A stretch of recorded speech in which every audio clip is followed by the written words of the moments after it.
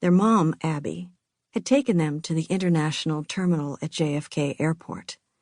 They checked in with the help of a very nice porter, who told them, after he helped carry their bags to the counter, that he hoped they had an excellent adventure. Tess hoped they had an excellent adventure, too. Their mother then escorted them as far as she could to the security line. Tess dropped her backpack.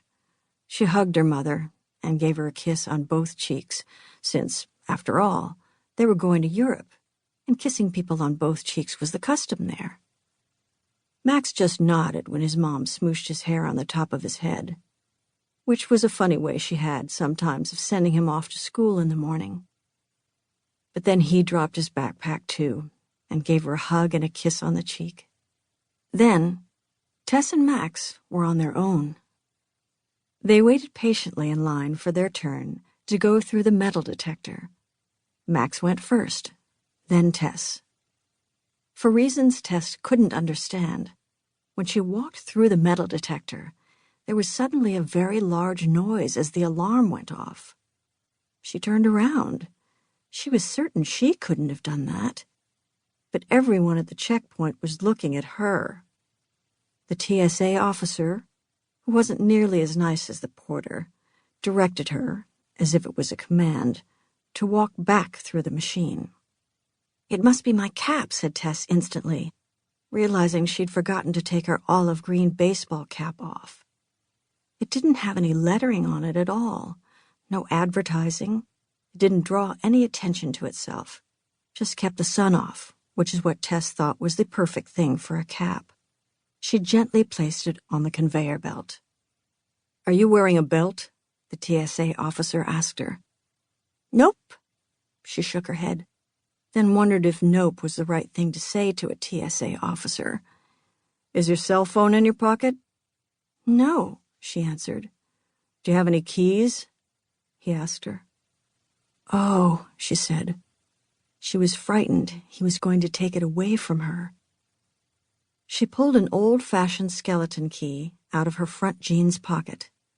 "Of course, it's the key to my aunt's house in London," she said. This was the first lie Tess had told in a long time, but she knew she couldn't tell him what it was, really. She was frightened he might ask to see it. It was the key to the gate at the castle next door to her aunt's house in Hampshire. The key to her friend William's garden. But that seemed way too hard to explain.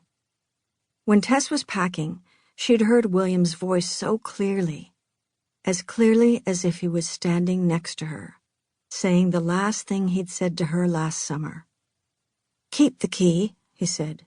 "You never know when you might need it." Tess thought it was opportune of her to take the skeleton key with her to England. That was a word their dad used, opportune. It implied it might be useful later. And Tess thought that might actually be the case, because in her experience, you never knew what could happen in England.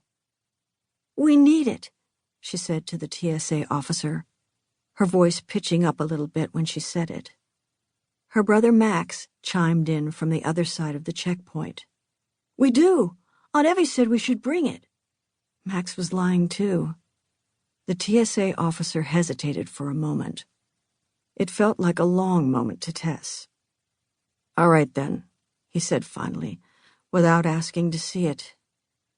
She'd been so frightened he would ask to see it. She never was quite sure what the key was going to do if she handed it to someone else. She remembered what had happened when Max had found it by mistake last summer, and it had turned bright red and burned his hand. "Is this your backpack?" he asked. The TSA officer pointed to a kid-sized version of a military green backpack, sitting alone at the end of the conveyor belt that in fact belonged to Tess. "Do you think you could put that key in your luggage where it belongs?" "Yes, sir," she said.